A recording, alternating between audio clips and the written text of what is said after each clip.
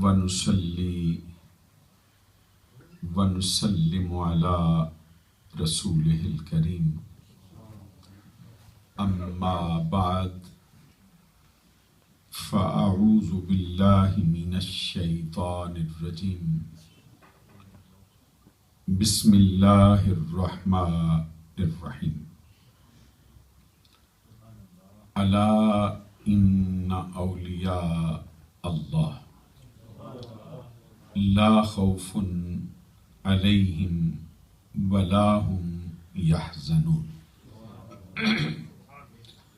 الذين آمنوا وكانوا يتقون لهم البشرى في الحياة الدنيا وفي الآخرة لا تبديل لكلمات الله ذلك هو الفوز العظيم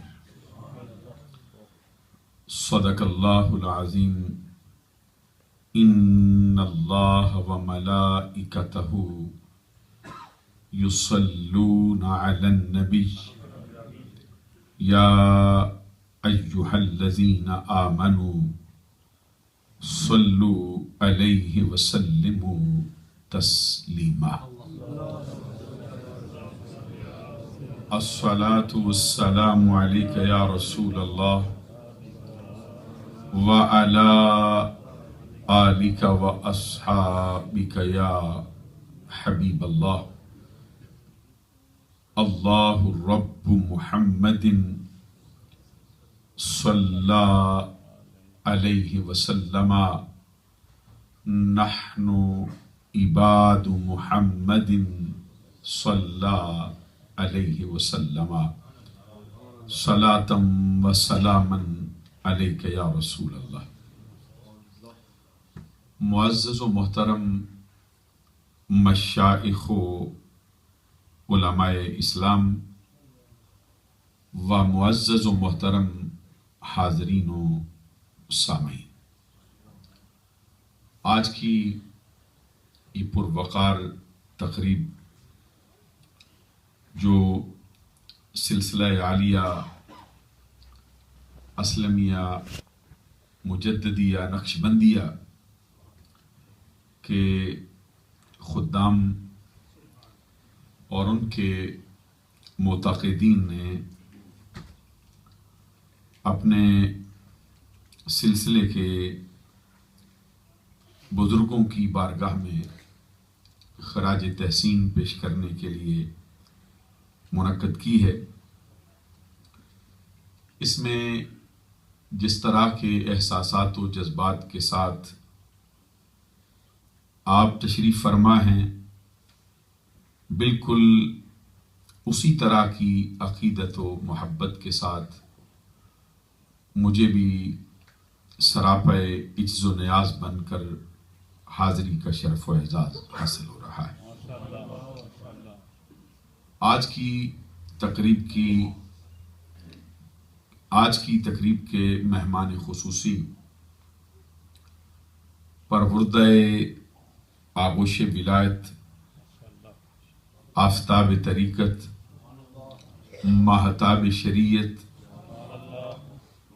قافلہ سالار سلسلہ عالیہ اسلمیہ محترم المقام حضرت صاحبزادہ پیر ریاض احمد صاحب اسلمی نقشبندی مجددی دامت برکاتہم العالیہ والقدسیہ زیب سجادہ آستانہ عالیہ شادپور شریف اسٹیج کی رونق ہیں اور جلوہ فرما ہیں، اور بطور صدر اور سرپرست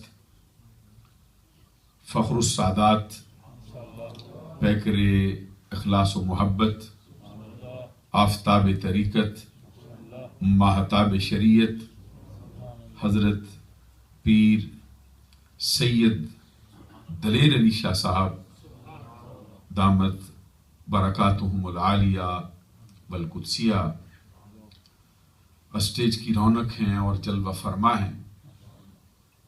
میرے ذمے آج کی گفتگو میں جو مضمون لگا ہے وہ اس مبارک اور مقدس مہینے کی مناسبت سے حضور امام ربانی مجدد الفسانی شیخ احمد فاروقی سرہندی رضی اللہ تعالی عنہ کے فضائل، ان کے مناقب، ان کی تعلیمات، ان کے کارہائے نمایاں اور ان کی خدمات اور ان کا مرتبہ.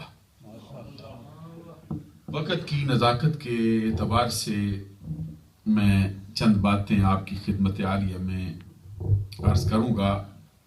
ویسے تو آپ کو معلوم ہے کہ یہ مبارک اور مقدس مہینہ صفر المظفر کا ہے، اسلامی سال کا دوسرا مہینہ ہے. پہلا مہینہ محرم الحرام ہے.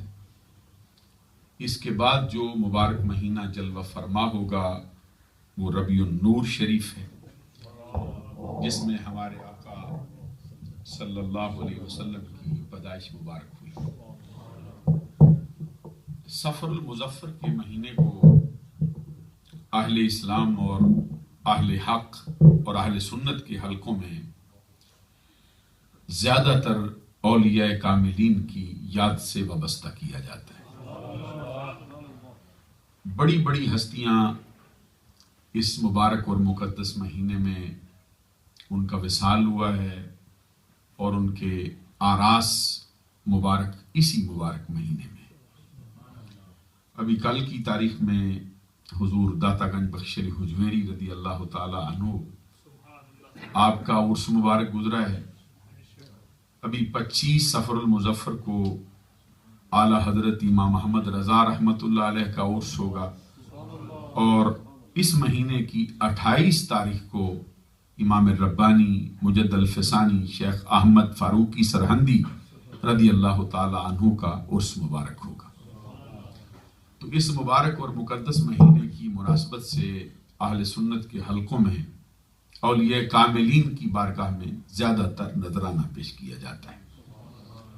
تو چونکہ آج کی تقریب کو حضور امام ربانی رضی اللہ تعالی عنہ کے لیے مختص کیا گیا ہے، اس لیے میں سمجھتا ہوں کہ اگرچہ ہر موقع پر تقریباً اہل سنت کی تمام ہستیوں کو ہی نذرانہ پیش کیا جاتا ہے اور اس پر بھی پیش ہونا چاہیے، لیکن چونکہ یہ مضمون ہے اس لیے میں دیگر موضوعات کو ایک طرف رکھتے ہوئے آپ کی بارگاہ میں ہی چند باتیں عرض کرنا چاہتا ہوں. امام ربانی شوال المکرم کے مبارک اور مقدس مہینے کی 14 تاریخ کو 971 ہجری میں پیدا ہوئے اور 28 صفر المظفر 1034 ہجری کو آپ نے وصال فرمایا، اور بارگاہ رسالت سے دیگر فیوز و برکات کے ساتھ ساتھ ان کو یہ فیض بھی ملا ہے کہ جتنے سال زندگی کے اللہ تبارک و تعالی نے ہمارے پیارے آقا حضور نبی اکرم صلی اللہ علیہ وسلم کو عطا فرمائے ہیں، اتنے ہی سال امام ربانی مجدد الفسانی کو عطا فرمائے. 63 برس سرکار کی عمر ہے اور 63 برس ہی حضرت امام ربانی مجدد الفسانی کی عمر ہے. اور آپ کے مرتبے کا یہ حال ہے کہ اپنی عمر مبارک کے 53ویں سال میں 10 سال پہلے ہی آپ نے ارشاد فرما دیا تھا کہ رب ذوالجلال نے فیصلہ کر دیا کہ جتنی عمر میرے آقا کو عطا فرمائی ہے اتنی ہی آپ کے صدقے سے مجھے عطا فرمائی، اور وصال سے پھر تقریباً 40 دن پہلے ہی فرما دیا تھا کہ اتنے دن باقی رہ گئے ہیں، 30 سے 40 دنوں کے درمیان ہم دائی اجل کو لبیک کہیں گے، اور پھر 8 دن پہلے اپنی وصال کی پھر خبر آپ نے عطا فرمائی. تو نسب کے اعتبار سے آپ حضرت فاروق اعظم رضی اللہ تعالی عنہ کی نسل سے ہیں، سبحان اللہ کہنا چاہیے. اور آپ کو معلوم ہے کہ فاروق اعظم کا گھرانہ یہ قریش کا گھرانہ ہے، اور قریش یہ نبی اکرم صلی اللہ علیہ وسلم کا اپنا گھرانہ ہے، اور قریش کی فضیلتیں بھی سرکار نے حدیث میں بہت بیان فرمائی۔ ایک حدیث میں سرکار کا فرمان ہے القریش سادۃ العرب، ایک حدیث میں سرکار کا فرمان ہے القریش خالصۃ اللہ، قریش اللہ کے برگزیدہ لوگ، قریش اللہ کے چنے ہوئے لوگ، اور قریش عرب کے سید ہیں۔ اور ایک حدیث میں سرکار کا فرمان ہے قریش کو اللہ نے 7 خصلتیں ایسی عطا فرمائی جو اس سے پہلے کسی خاندان کو نہیں ملی اور اس کے بعد بھی کسی خاندان کو نہیں مل سکتی۔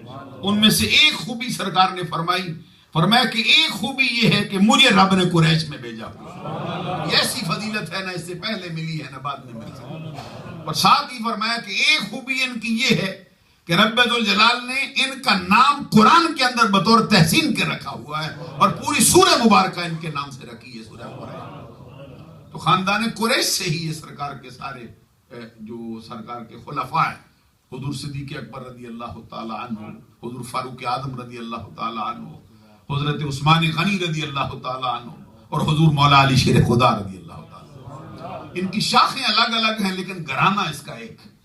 حضرت ابو بکر صدیق رضی اللہ تعالیٰ عنہ تیم بن مرہ آپ کے خاندان میں ایک شخص گزرا ہے جن کی وجہ سے آپ کا قبیلہ تیمی کہلاتا ہے۔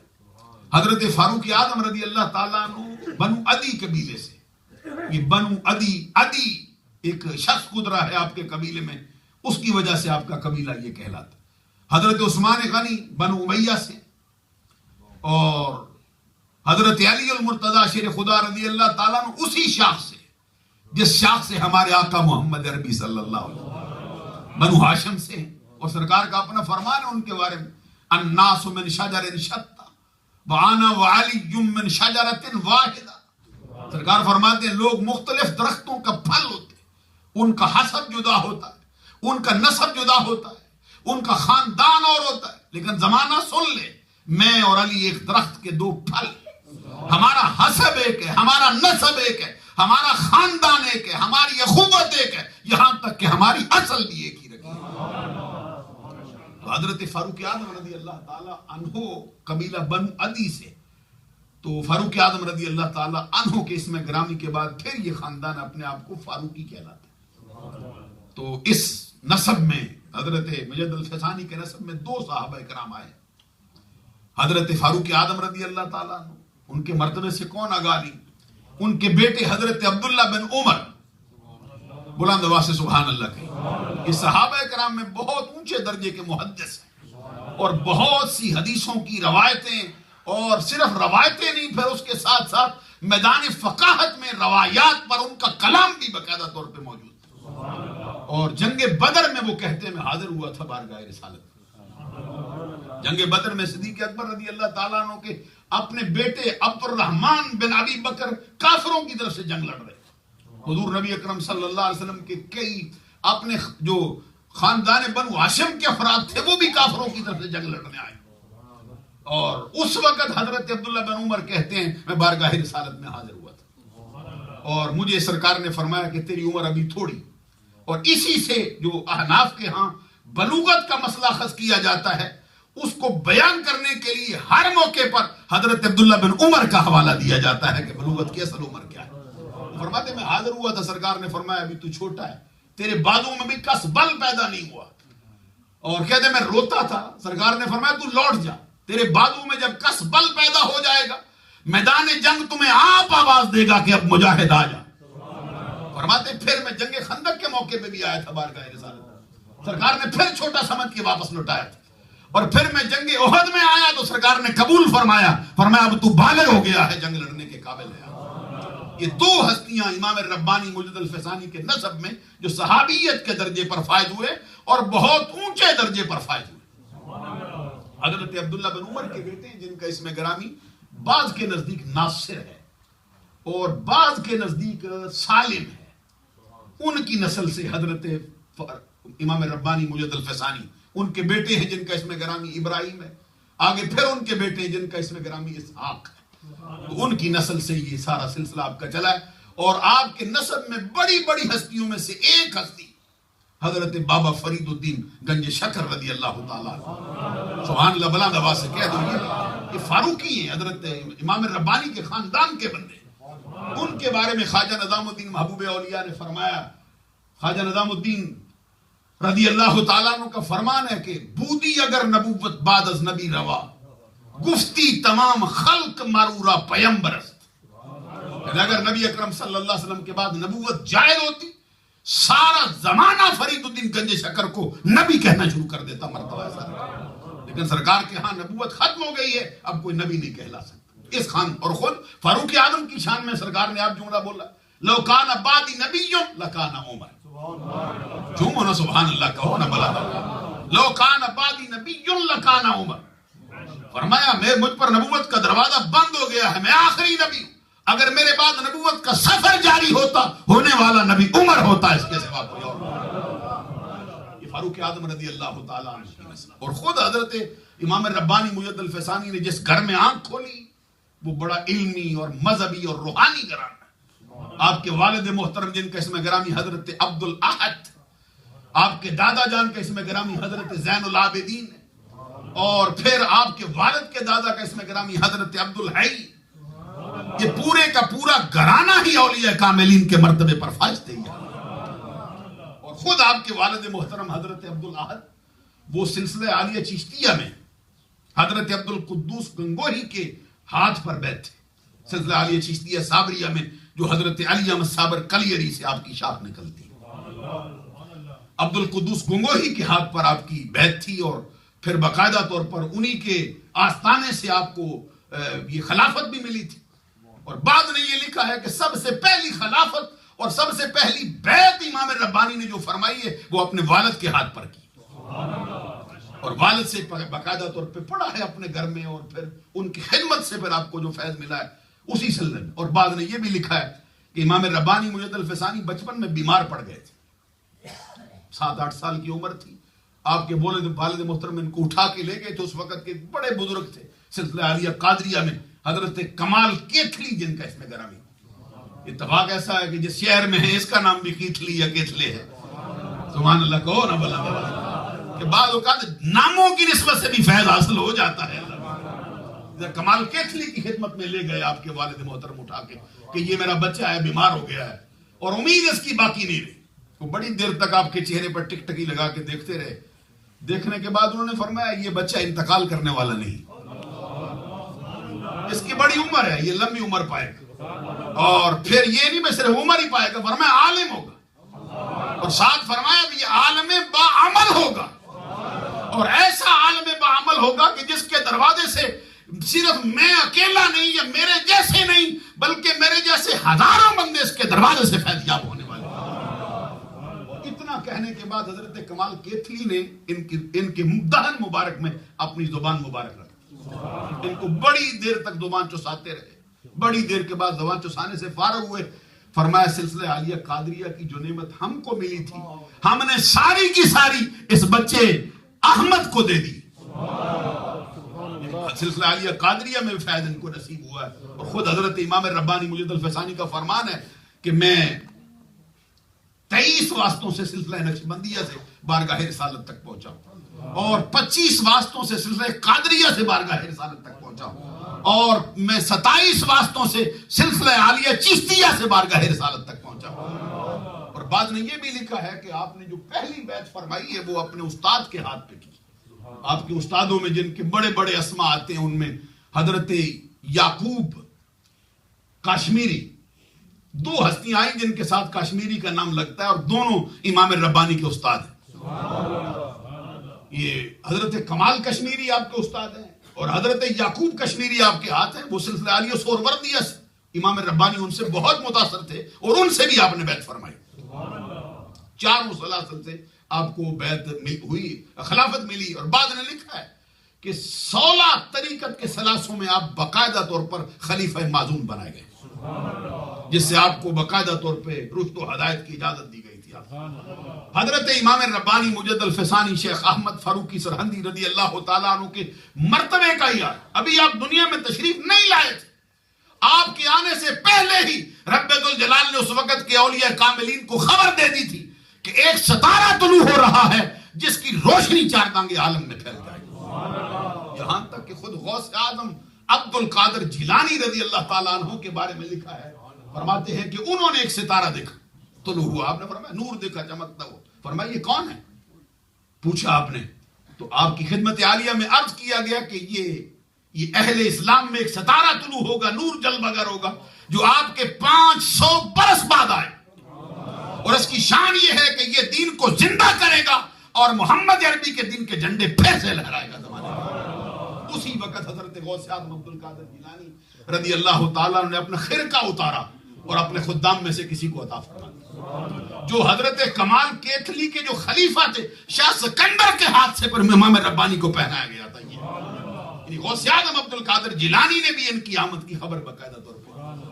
اور حدیثوں کے اندر تو نبی اکرم صلی اللہ علیہ وسلم کے بہت سے فرمودات آئے جس کا مصداق اتم حضرت امام ربانی مجد الفسانی کے سوا کوئی اور دکھائی نہیں دیتا ہے اس صدی. کیونکہ یہ جو سنن نبی داؤد کی بڑی مشہور و معروف حدیث ہے، یہ جلد دوم میں صفحہ نمبر 412 پہ یہ مجددین کی شان میں جو بیان کی جاتی، ان اللہ تعالی یبعث لہذه الامہ علی راس کل 100 سنۃ من یجدد لها دینها. حضور نبی اکرم صلی اللہ علیہ وسلم فرماتے اللہ تبارک و تعالی میری امت کے لیے ہر صدی کے سرے پر ایک شخص کو جلوہ گر فرمائے گا، شخص کو بھیجے گا جو میری دین کی تجدید کرنے والا. اور مجددین کی صف میں حضرت امام ربانی مجد الفسانی کو اہل علم نے بہت اونچے درجے پہ رکھا ہے. اور جہاں تک مجدد الفسانی ہونے کا تعلق ہے کہ دوسرے ہزار کا مجدد ہے، اور یہ اکثر علماء بیان بھی کرتے رہتے، کسی نے اس پر اعتراض بھی نہیں کیا کہ بقیہ مجددین جتنے آئے وہ 100 سال کے لیے مجدد ہوتے ہیں، لیکن امام ربانی کو مجدد الف ثانی کہا گیا ہے. یہ 100 سال کے مجدد نہیں بلکہ پورے 1000 برس کے مجدد بن کے تشریف فرما. اور یہ کہا کس نے ہے؟ حضرت ملا عبد الحکیم سیالکوٹی نے. اہل علم کے ہاں یہ بات موجود ہے کہ عبد الحکیم سیالکوٹی کتنے اونچے درجے کا بندہ ہے، اور جس کے سامنے بڑے بڑے اٹھے ہوئے سر جھک جایا کرتے. انہوں نے سب سے پہلے امام ربانی کو فرمایا کہ تو مجدد الف ثانی، تو سال کا مجدد 100 سال کا نہیں، تو پورے 1000 سال کا مجدد. امام ربانی مجد الفسانی شیخ احمد فاروقی سرہندی رضی اللہ تعالیٰ عنہ کے لیے روضۃ القیومیہ میں یہ حضرت احسان مجددی نقشبندی صاحب نے جو حدیث نقل کی ہے جامع الدرر کے حوالے سے، کہتے حضور نبی اکرم صلی اللہ علیہ وسلم نے فرمایا باس اللہ رجلا علی راس 11 مئۃ سنۃ هو اسمه اسمی هو نور عظیم اسمه اسمی بین السلطانین الجابرین یدخل الجنت بشفاعته رجال الوفا. سبحان اللہ. کئی حدیث سن نبی اکرم صلی اللہ علیہ وسلم نے فرمایا 11ویں صدی کے سرے پر ایک اللہ تبارک و تعالیٰ ایک بندہ مبعوث فرمائے گا. اس کی شان کیا ہوگی؟ وہ رجل عظیم ہوا نور عظیم، وہ شخص نور عظیم ہوگا، اور اس کا مرتبہ کیا ہے؟ اسمہ اسمی، اس کا نام بھی میرے نام پر رکھا گیا ہو. اور پھر فرمایا بین السلطانین الجابرین، اس کی شان یہ ہے کہ 2 جابر بادشاہوں کے درمیان جلوگر ہوگا. اور ساتھ ہی فرمایا یدخل الجنت بشفاعتہ رجال الوفا، اس کی شفاعت اور اس کی خدمات کی وجہ سے میری امت کے ہزاروں کی تعداد میں افراد اللہ تبارک و تعالیٰ کی بارگاہ میں بلا حساب و کتاب جنت میں داخل کر دیں. 5 باتیں اس حدیث میں فرمائی گئی، اور ان میں پہلی بات یہ فرمائی گئی 11ویں صدی میں ہوگا، سرے میں ہوگا. دوسری بات یہ فرمائی گئی اس کا نام میرے نام پہ ہوگا. تیسری بات یہ فرمائی گئی کہ وہ نور عظیم ہوگا. چوتھی بات یہ فرمائی گئی کہ 2 جابر بادشاہوں کے درمیان آئے گا. اور 5ویں بات یہ فرمائی گئی کہ اس کی وجہ سے ہزاروں کی تعداد میں افراد جنت میں داخل کر دیے گئے. اب علماء نے یہ لکھا ہے جب 11ویں صدی پر ہم نظر ڈالتے ہیں تو یہ 5 خوبیاں سوائے امام ربانی کے کسی اور کے ہاں نظر نہیں آتی. ان کا نام بھی سرکار کے نام پر ہے، نور عظیم ہے، 2 جابر بادشاہوں کے درمیان آئے، یہ اکبر بادشاہ کے درمیان ہے اور جہانگیر کے درمیان ہے. آپ کو معلوم ہے اکبر بادشاہ اور پھر جہانگیر ابھی شعر بھی سن رہے تھے علامہ اقبال نے جو لکھا ہے، جس میں وہ کہتے ہیں حاضر ہوا میں مجدد کی لحد پر. سبحان اللہ کون ہے ذرا بلند آواز. اس سے ایک مسئلہ تو یہ بھی معلوم ہو گیا کہ یہ جو ڈاکٹر اسرار صاحب نے گروپ بنایا ہوا ہے، یہ غلام محمد پرویز نے گروپ بنایا ہوا ہے، اقبال کو کہتے ہیں ہمارا ساتھی ہے. میں کہتا ہوں تم تو کہتے ہو قبروں پہ نہ جاؤ، تو اقبال تو کہتا ہے میں خود بڑے شوق سے قبروں کی زیارت کے لیے جایا کرتا ہوں. اور خود جاوید اقبال اس کے بیٹے نے کہا ہے کہ میرے باپ کے گھر اولاد ہی نہیں ہوتی تھی. میرا باپ پھر خواجہ ندام الدین محبوب الہی جو سلسلہ عالیہ چشتیہ کے بڑے اونچے درجے کے شیخ ہیں، ان کی قبر پہ حاضر ہو کے دعا مانگنے والا ہوا تھا، جس کے نتیجے میں رب نے میری پیدائش فرمائی تھی. اب یہاں پہ دیکھیے وہ کہتے ہیں حاضر ہوا میں مجدد کی لحد پر، وہ خاک کے زیر فلک ہے مطلع انوار، گردن نہ جھکی جس کی جہانگیر کے آگے. اور گردن یہ جہانگیر، آپ دیکھیے جہانگیر بڑا مطلق العنان بادشاہ، نسل در نسل چلے آ رہے ہیں. اور پھر مجد الفسانی نے جو ان کو فیض دیا ہے اور ان کی طرف جو نظر آپ نے ڈالی ہے، اس کا کتنا کیا نتیجہ نکلا. جہانگیر کا بیٹا شاہ جہاں ہے اور شاہ جہاں کا بیٹا اورنگزیب عالمگیر ہے، جس کو اور علماء تو اور رہ گئے. خود حضرت اعلیٰ حضرت امام احمد رضا نے لکھا ہے کہ سلطان اورنگزیب عالمگیر یہ وقت کا مجدد ہے. ہم برملا یہ کہنا چاہتے ہیں کہ یہ خاندان تو دنیاوی معاملات میں الجھا ہوا تھا، یہ تو ہندوؤں کا پرستار ہو گیا تھا. یہ حضرت امام ربانی کی ایک نظر کے فیض سے اس دروازے پر پہنچا ہے کہ ان کا بیٹا وقت کا مجدد ہو گیا. اور یہ فیض سارے کا سارا امام ربانی مجد الفسانی کا ہے کہ انہی کی نسل کا بندہ وقت کا مجدد ہو رہا ہے. عزیزان گرامی قدر جو بات عرض کر رہا تھا، یہ گردن نہ جھکی جس کی جہانگیر کے آگے، جس کے نفس گرم سے ہے گرمی حرار، وہ ہند میں سرمایہ ملت کا نگہباں، اللہ نے کیا جس کو بر وقت خبردار. کہتے جہانگیر جب اپنے دروازے پہ لوگوں کو بلاتا تھا، لوگ سجدہ کرتے تھے، تعظیم کا سجدہ. تو امام ربانی کو بلایا گیا تو اس کے مشیروں نے کہا یہ سجدہ تو کریں گے نہیں تجھ کو. اس نے کہا بتاؤ کیا کرے. اس نے کہا کھڑکی نکالو چھوٹی سی، اس کے آگے تخت رکھو تاکہ گردن جھکا کے نکلے، ویسے ہیلا سا کر لو، کہہ دیں گے سجدہ ہو گیا. یہ علامہ اقبال اس کی طرف اشارہ کرتے، کہتے ہیں وہ کھڑکی نکال کے وہ آگے سامنے بیٹھا، تو پھر اللہ نے کیا جس کو بر وقت خبردار. خبردار کیسے کیا تھا؟ عام طور پہ جھک کے لوگ سر ڈالتے ہیں، آپ نے اپنے پاؤں پہلے رکھ دیے، ساتھ وہی بات کہہ دی کہ یہ ایک سجدہ جسے تو گراں سمجھتا ہے، ہزار سجدوں سے آدمی کو دیتا ہے نجات. فرمایا میری گردن اپنے رب کے سوا کسی کے دروازے پر نہیں جھکتی ہے، نہ جھکتی ہے نہ جھک سکتی. حضرت امام ربانی مجد الفسانی شیخ احمد فاروقی سرہندی آغاز میں اکبر کے دربار میں بھی جایا کرتے تھے. اور اس وقت کے جو بڑے بڑے ملا تھے، کہتے ہیں، اور یہ اکبر بادشاہ آغاز میں علماء کا بہت احترام کرتا تھا، مشائخ کا بے حد احترام کرتا، ان کی جوتیاں اٹھا لیتا، مسجد کے اندر جھاڑو دیتا تھا، مسجد میں اذانیں پڑھتا تھا، اور خود چاہ سحری کے وقت آ جاتا تھا مسجد میں. اس کا یہ حال تھا. لیکن جو اس کے درباری ملا تھے انہوں نے بگاڑ دیا اس، اور اسی کے دربار کا ملا ہے فیضی، اسی کے دربار کا ملا ہے ابو الفضل، جن کے علم کا کوئی کنارہ نہیں تھا. یہاں تک کہ فیضی نے قرآن کی تفسیر لکھی بغیر نقطے کے. اتنی بڑی تفسیر لکھ ڈالی ہے، نقطہ ہی کوئی نہیں. اور اس وقت وہ حضرت امام ربانی سے اٹھتا بیٹھتا تھا. کہتے اس کے شاگرد ایک مقام پر ہمارے استاد سے ایک جملہ نہیں بن رہا تھا لفظ نقطے کے بغیر. اس نے یہ معروضہ پیش کیا تھا حضرت امام صاحب کی مجدد صاحب کی بارگاہ میں، تو آپ نے فوراً ہی وہ الفاظ رکھ دیے، فرمایا یہ لگ سکتے ہیں. ایک دن ابو الفضل سے آپ کی گفتگو ہو گئی تھوڑی سی تیز. وہ فلسفے کا بڑا ماہر تھا، فلسفے کے لیے بڑے اونچے اونچے درجے کی مثالیں دینے لگا. اس کے جواب میں آپ خاموشی سے ایک جملہ آپ نے فرمایا کہ امام غزالی رحمت اللہ علیہ نے فلسفے کے رد میں یہ بات لکھی ہے. اس کو بہت غصہ آیا. اس نے کہا غزالی نے بڑی نامعقول بات کی. امام ربانی بیٹھے تھے، جب اس کی زبان سے یہ جملہ سنا نا غزالی نے بڑی نامعقول بات کی، فوراً نہیں چھوڑ دیا اور اٹھ کے گھر چلے گئے. فرمایا تو علماء کا گستاخ ہے، تیری زبان سے علماء کی گستاخی نکلتی ہے، اب مجدد الفسانی تیرے ساتھ اٹھ بیٹھ نہیں سکتا. اور بڑی دیر تک پھر اس کے ساتھ معاملہ ترک کر دیا تھا، یہاں تک کہ اس نے اپنا شاگرد بیچ کر خط کے ذریعے سے آپ سے معافی مانگی باقاعدہ.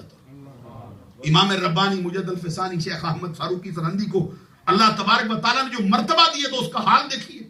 میں حدیث آپ کو سنا رہا تھا کہ 5 خوبیاں آپ کے ہاں پائی گئی ہیں، اور ایک حدیث کے اندر جس کو جوامع الجوامع میں امام سیوطی نے نقل کیا ہے، وہ فرماتے ہیں نبی اکرم صلی اللہ علیہ وسلم نے فرمایا یکون فی امتی رجل یقال له صلہ یدخل الجنت بشفاعتہ کذا و کذا. آقا کونین صلی اللہ علیہ وسلم نے فرمایا میری امت کے اندر ایک شخص جلوہ گر ہوگا جس کو زمانے کے اندر صلہ کہہ کے پکارا جائے. صلہ کا مطلب کیا ہوتا ہے؟ یہ جو عربی پڑھنے والے لوگ ہیں ان کو معلوم ہے ایک موصول ہوتا ہے پھر آگے صلہ آتا ہے. یہ نحو کے اصولوں میں سے باقاعدہ ایک اصول ہے. موصول یعنی جوڑا ہوا، صلہ یعنی جوڑنے والا. تو امام ربانی کا اسم گرامی سرکار نے فرمایا وہ جوڑنے والا ہو، جیسے مسائل الجھ جائیں گے ان کو جوڑنے والا ہوگا. اور ساتھ فرمایا سرکار دو جہاں صلی اللہ علیہ وسلم نے کہ اس کی شفاعت کی وجہ سے میری امت کے بہت زیادہ لوگ جنت میں داخل ہو جائیں. لوگ سوچتے تھے کہ یہ بندہ کون ہے، یہاں تک کہ ایک وقت میں حضرت امام ربانی نے خود دعا کے لیے ہاتھ اٹھائے اور اللہ کی بارگاہ میں عرض کی الحمدللہ الذی جعلنی صلہ. اس اللہ تبارک و تعالیٰ کے لیے تمام حمدیں ہیں جس نے مجھ فقیر کو صلہ بنایا ہوا ہے. اور ساتھ فرمایا بین البحرین ومصلحا بین الفئتین. حضرت امام ربانی نے دعا مانگی اور مجھے اللہ تبارک و تعالیٰ نے 2 سمندروں کا ملانے والا بنا کے بھیجا، اور میری وجہ سے اللہ تبارک و تعالیٰ نے 2 بڑے گروہوں کے درمیان صلح کروا دی ہے، دونوں کو ایک کر دیا. اور یہ امام ربانی مجد الفسانی رضی اللہ تعالیٰ عنہ کے لیے سرکار دو جہاں نے خوشخبریاں عطا فرمائی. اور آپ دیکھیے آج تک کوئی پیر ہم نے ایسا نہیں مرید دیکھا کہ جس کے دروازے پر چل کے خود پیر آئے. سبحان اللہ کہو. سارے مرید ہی پیروں کے پاس جاتے ہیں، کبھی ایسا نہیں ہوا. لیکن مجد الفسانی کے مرتبے کا یہ حال ہے کہ حضرت خواجہ باقی باللہ اپنا ملک چھوڑ کر جس کی خاطر ہندوستان میں آئے ہیں وہ مجد الفسانی کی ذات. اور پھر مرید ہمیشہ پیروں کی تعریف کرتے، ہر مرید بولتا ہے میرا پیر ایسا میرا پیر ایسا، اور ہونا بھی چاہیے. یہ بہت کم مرتبہ دیکھنے میں آیا ہے کہ کسی کا پیر اپنے مرید کی بات سنا رہا. حضرت شیخ حضرت خواجہ باقی باللہ رضی اللہ تعالیٰ عنہ جن کے ہاتھ پر آپ کی بیعت ہے، جو استخارے کے نتیجے میں سرزمین ہندوستان میں وارد ہوئے. اور وہ استخارہ کیا تھا؟ فرماتے حضرت خواجہ امکنگی رحمت اللہ علیہ مجھے کہتے تھے جاؤ ہندوستان میں. 3 دن میں مجھے فارغ کر کے فرمایا جا.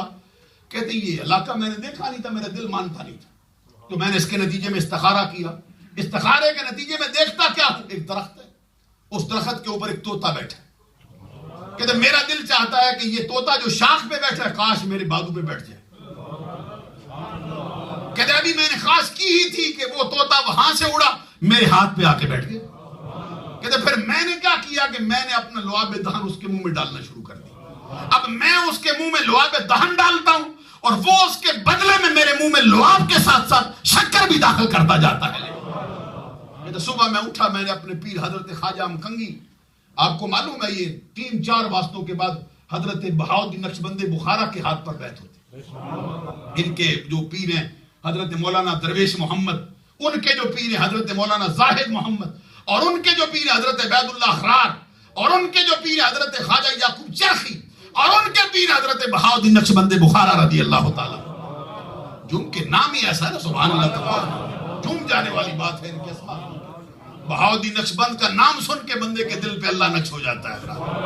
یہ وہ ہستی ہے، کہتے جب گزرتے تھے کمہار برتن بنا رہا تھا تو اس کی کاریگری آپ نے دیکھی، کیسی مہارت سے چکی چلاتا ہے، کیسے چاک کو اپنی ایڑیاں مارتا ہے، کیسے اس کے اوپر لاٹھی چلاتا ہے، اور کیسے وہ مٹی کا تودا دیکھتے دیکھتے برتن کی شکل اختیار کر جاتا. تو دیکھتے دیکھتے ایک مرتبہ کہہ دیا اللہ، ادھر اللہ ادھر کہا، زبان سے نکلنے کی دیر تھی، کمار کے جتنے برتن تھے سب پہ اللہ اللہ نقش ہو گئے. کمار بھی بڑا عقل مند بندہ تھا، اپنا سینہ گریبان پکڑ کے چاک کر کے پھاڑ کے یہاں سے کہتے ہیں شیخ ادھر لگایا ہے، اللہ ایک مرتبہ ادھر بھی لگانا، میرے دل پہ بھی آ جائے. تو یہ اسی وقت کا لگایا ہوا ہے اللہ اللہ جو آپ کے دلوں میں بیٹھا ہوا دکھایا. تو یہ حضرت خواجہ امکنگی رحمت اللہ علیہ کہتے میں نے صبح خواب سنایا. میں نے کہا حضور یہ استخارے کی صورت میں نے دیکھا ہے. تو اس کے جواب میں شیخ نے فرمایا یہ طوطا ہمارے علاقے کا جانور ہی نہیں، یہ ہندوستان کا جانور ہے، اور اس استخارے کے نتیجے میں رب نے تمہیں وہ بندہ دیا ہے میں تمہیں کہتا ہوں فوراً جا، وہاں پہ تیرا انتظار ہو رہا ہے، تو اس کو اپنا فیض دے گا اور اس کے بدلے میں شکر کا فیض تمہیں عطا فرمائے گا، جس کے نتیجے میں حضرت خواجہ باقی باللہ یہاں پہ آئے. اور خواجہ باقی باللہ نے اپنے اس مرید کی شان میں کیا جملہ کہا ہے؟ اب آپ غور فرمائیے، مرید اگر کہے میرا پیر اتنی شان رکھتا ہے، سمجھ میں آتی ہے بات، میں عقیدت مند ہے، تو جس کا پیر کہے اپنے مرید کے بارے میں، وہ فرماتے کہتے شیخ احمد آفتابند مثل ما ہزار ہا سیارگان دامن او گم شد. کہتے شیخ احمد کسی ستارے کا نام نہیں، شیخ احمد کسی چراغ کا نام نہیں، شیخ احمد کسی دیے کا نام نہیں، شیخ احمد کسی چاند کا نام نہیں، یہ تو آفتاب ہے، یہ سورج ہے جس کے دامن کے اندر میرے جیسے ہزاروں ستارے گم ہوتے ہوئے دکھائی دے رہے ہیں. اور پھر آپ غور فرمائیے، کوئی بندہ پیر ہو تو مرید کو تو کسی کھاتے میں نہیں لاتا، لیکن مجد الفسانی کو رب نے اتنا مرتبہ دیا. حضرت خواجہ باقی باللہ نے صرف 40 سال عمر پائی، اتنی تھوڑی عمر میں اتنا بڑا بندہ تیار کیا. اور پھر اپنی آخری عمر سے کچھ سال پہلے اپنے دونوں بیٹے لے کے مجدد صاحب کی بارگاہ میں آئے اور فرمایا یہ تیرے پیر کے بیٹے ہیں، ان پر بھی نظر ڈال. جس کا اپنا حال یہ ہے کہ وہ نان بھائی کو اندر لے کے جائے، اس پہ تجلی ڈالے، خود نظر ڈالے، اس کو بھی اپنے رنگ میں رنگ کر خواجہ باقی باللہ بنا ڈالے. جس کی اپنی نظر یہ ہے کہ نان بھائی کو باقی باللہ بنائے. وقت نلاکت مجھے اس کی اجازت نہیں دیتی میں پورا واقعہ سناؤں آپ کو، لیکن جس کی اپنی نظر کا یہ حال ہے کہ نان بھائی پہ نظر ڈال کے اسے باقی باللہ بناتے. سبحان اللہ کہو نا. باقی باللہ جو آپ نظر ڈال کے بندے کی ماہیت تبدیل کرے، جس کی اپنی نظر میں یہ فیض ہے، وہ اپنے مرید سے کہتا ہے میرے بیٹوں پر بھی نظر ڈال. میں یہاں پہ ایک بات کہنا چاہتا ہوں کہ حضرت خواجہ باقی باللہ نان بھائی پہ نظر ڈالیں، اسے باقی باللہ بنائے، تو کیا مرتبہ ہے غار ثور کی ان 3 راتوں کا، جب ہمارے آقا محمد عربی صلی اللہ علیہ وسلم نے صدیق اکبر کو تنے تنہا غار میں رکھ کر اپنی تجلیاں عطا فرمائی تھی. کیا بنایا عزیزان گرامی قدر، یہ فیض ہے جو آپ کو مل رہا ہے. حضرت خواجہ باقی باللہ نے فرمایا شیخ احمد آفتابند مثل ما ہزار ہا سیارگان دامن او شد دامن او گم شد. اور میں کہوں گا شاہ ولی اللہ محدث دہلوی، جس پر کسی کو کوئی کلام نہیں، وہابی مانتے، ان کو دیوبندی مانتے، ان کو سنی جو پہلے ہی مانے ہوئے، وہ حضرت شاہ ولی اللہ محدث دہلوی کہتے مجدد صاحب کے بارے میں، کہتے من بلغ الى امرہ اللہ یحبہ الا مومن تقی ولا یبغضہ الا فاجر شقی. کہتے امام ربانی کا مرتبہ اس مقام تک پہنچا ہے.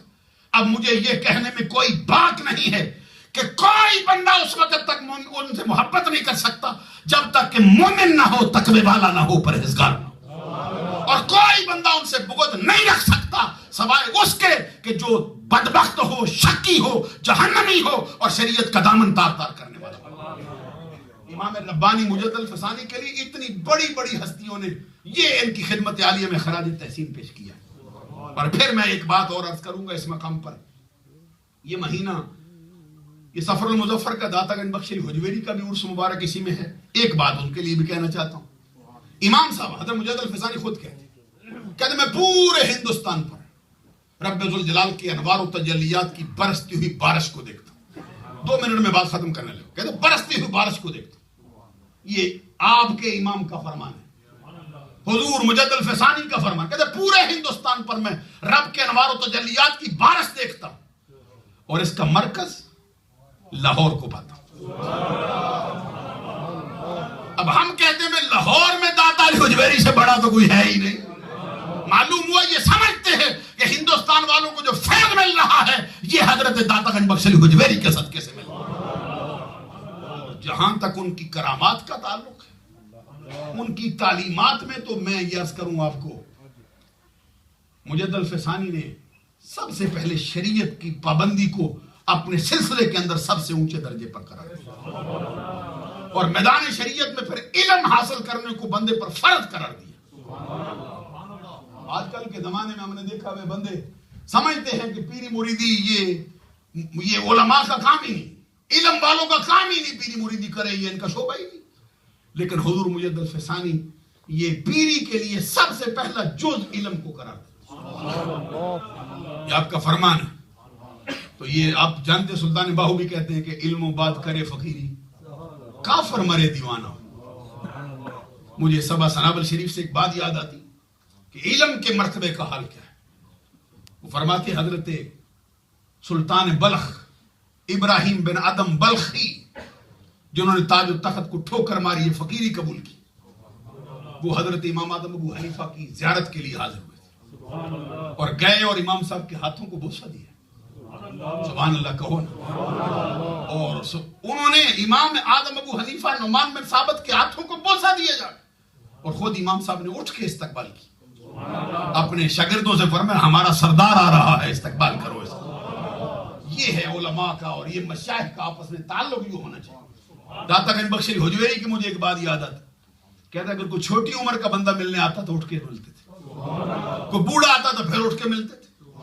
تو اس وقت کے علماء کو مشائخ کو یہ بات بڑی ناگوار گزری، ہر بندے کے لیے اٹھ جاتے، شکایت پیش کی حضور کیا کرتے ہیں آپ؟ فرمایا میں تو سوچتا ہوں یہ جو چھوٹی عمر کا بندہ آیا ہے اس کی عمر تھوڑی ہے، اس کے گناہ بھی تھوڑے ہوں، میں استقبال کے لیے اٹھ جاتا ہوں۔ یہ بوڑھا بندہ میں آتا دیکھتا ہوں، میں سوچتا ہوں اس کی عمر زیادہ ہے، اس کی نیکیاں بھی زیادہ ہوں گی مجھ سے، میں اس کی نیکیوں کو دیکھ کر اس کا استقبال کرنے کھڑا ہوں۔ یہ حضرت ابراہیم بن ادم ملنے گئے تھے امام اعظم ابو حنیفہ سے، ہاتھوں کو بوسہ دیا، انہوں نے فرمایا اٹھ جاؤ ہمارا سردار ہے۔ جو بات میں سنانے لگا ہوں آپ کو، حضرت ابراہیم بن ادم بلخی نے عرض کیا حضور مجھے کوئی نصیحت فرمائی۔ انہوں نے فرمایا تو نصیحتوں سے اونچا ہے، تجھے نصیحتوں کی حاجت کوئی نہیں، چھوڑ نہ نصیحتیں پوچھ۔ انہوں نے پھر ہاتھوں کو چوما، عرض کرتے حضور نصیحت کرو نا، میں عمل پیرا ہوں، میری زندگی بدل جائے گی، میری دنیا و آخرت سرخرو ہو جاؤں گا۔ 3 مرتبہ درخواست کی مجھے نصیحت، تینوں مرتبہ فرمایا تو نصیحتوں سے اونچا ہے۔ کہو سبحان اللہ۔ چوتھی مرتبہ کہتے مجھے نصیحت کرو، تو آگے پھر امام اعظم ابو حنیفہ فرماتے اگر تو نصیحت پوچھنا چاہتا ہے تو جا پھر علم حاصل کر۔ سبحان اللہ کہو نا۔ نعرہ رسالہ، نعرہ تحقیق، اذان حضور خواجہ خواجگان۔ اور یہ بات ہے علم کی، یہ بات ہے علم کی۔ آگے میں ایک اور بھی عرض کرنا چاہتا ہوں، جو نیکی والے تقوی والے صوفیہ لے گئے، حضرت نے یہ گفتگو سنی نا حضرت ابراہیم بن ادم نے، تو اپنا منہ حضرت امام اعظم حنیفہ کے کان کے قریب لے گئے اور کان کے قریب جا کر ایک حدیث پڑھی، حدیث پڑھ ڈالی۔ حدیث کیا تھی؟ حدیث پڑھی، کہتے آقا کونین صلی اللہ علیہ وسلم نے فرمایا، آقا کونین صلی اللہ علیہ وسلم نے فرمایا حب الدنیا راس کل خطیت و ترک الدنیا راس کل عبادت۔ میں نے آقا کونین محمد عربی کی ایک حدیث سنی ہے، سرکار نے فرمایا یہ دنیا کی محبت کائنات کی ہر خطا کی اصل ہے اور دنیا کو چھوڑ دینا کائنات کی ہر عبادت کی اصل ہے۔ میں اس پہ عمل پیرا ہو چکا ہوں، آپ نے اتنی حدیثیں پڑھی ہیں، بتائیے کتنوں میں عمل کیا ہے؟ کہتے اتنا کہنا تھا، امام اعظم نے بے ہوش ہو کے بڑی دیر کے بعد ہوش میں آئے، فرمایا میں نے کہا تھا تو نصیحتوں سے اونچا ہے۔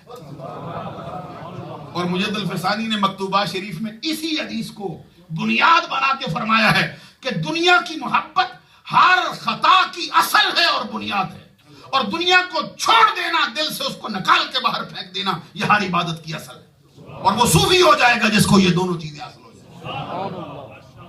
اللہ تعالیٰ عمل کی توفیق عطا فرمائے۔